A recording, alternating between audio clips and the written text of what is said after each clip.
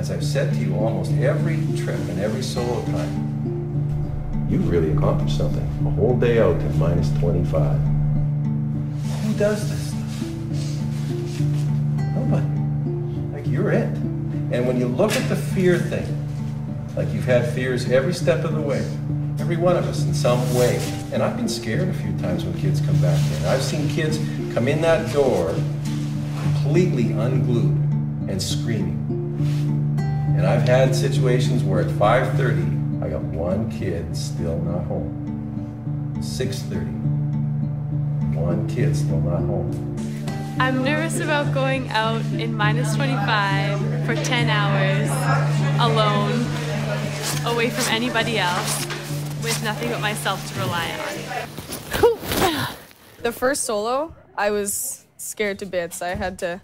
Kim had to calm me down. It took quite a while. You could see when there was moments where people wanted to quit, and it's not possible to quit. So the whole program is about challenging yourself.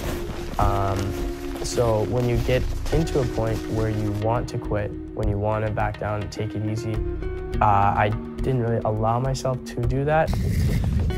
Well, this is one of my landmarks to take a compass bearing from. To find my way back, I'm gonna have to do a back compass bearing. So I need to have exact measurements or else I'll probably get lost because all the hills out here look the same. I wasn't listening when I was assigned a spot to take a compass bearing from, and now I need to decide what to do. And I'll have to make a landmark, and you're kind of standing in my way. The trips to stuff are great, but when you're cold, it's a little bit harder to be positive about everything. Tonight it's like minus 30, so pretty damn cold. It's minus 30 out here and it's cold. It's fucking cold. A little bit cold. Really cold, actually. Yeah, I'm starting to shake a little bit, and that's one of the first signs of hypothermia. So I'm just wanting to get the fire started and get some warmth. My own self, slowing myself down because I'm cold, you know, and it's hard to keep yourself motivated. Hands are killing me. I started to get really shaking and cold, and there's nothing really I could do but try to get my fire started.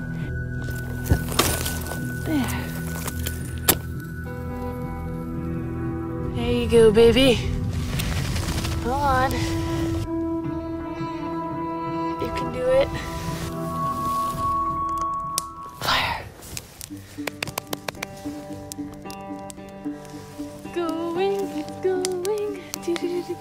So I was afraid I was gonna quit, probably.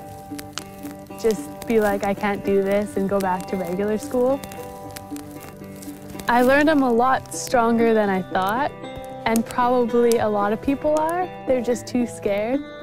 Fear is like the #1 thing that will hold you back from anything.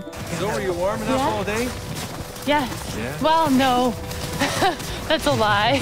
There's been all kinds of disappointment and tears and frustrations along the way, and we structure things so that that happens.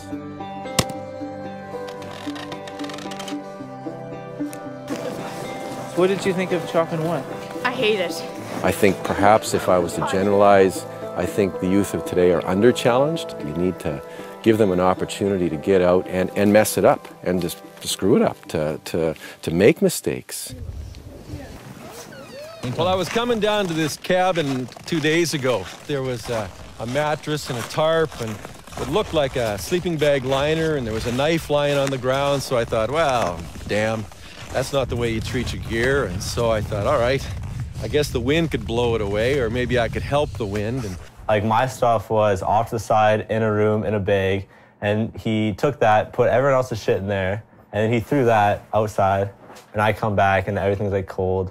And it's like, it sucks. Sometimes you got to teach them a lesson. And if they're leaving things lying around, some of that stuff might wind up in a snowbank. Tell me not to do it, I won't do it. You don't have to like go on like a huge speech, like ramble about like why it's like not right. But they have to know that I'm the boss and that what I say goes. I need to be in charge. Okay, boys, get to work.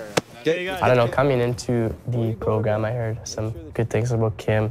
I heard he's a very intense guy, can be strict, can be scary, can be fun. Does anybody know what to do if I have a heart attack? Like I just go unconscious and I'm just dead? I've had such a great life. Like you could just kind of shovel a bunch of snow on top of me and just kind of leave me. So the first day I met Kim, I thought he was the goofiest looking person I have ever met. Not that he's like goofy looking at all, but I just saw him and he just had this quirky little smile and his eyes were lit up with passion. And I've never seen anyone like that before. All right, well, let's go get lost. There is no one thing that made me more mature. There's no one thing that made me more thankful. There's no one thing that made me a better leader. It's a combination of everything that happened throughout the year. I hated my teachers at times, but now I love them. Pretty sure I cried a little bit while I was writing my journal. When I think of ODS, I think that, I don't know, it just changes you into being a better person and being the person that you want to be. And it's not that the kids are going to memorize or remember everything that they were taught, but because they had a connection to the land, because of all the trips that we took, and the time spent gathering firewood or paddling across a northern lake or backpacking across the Frenchman River Valley, they have really strong memories of those adventures, but also the connection to the animals and the plants.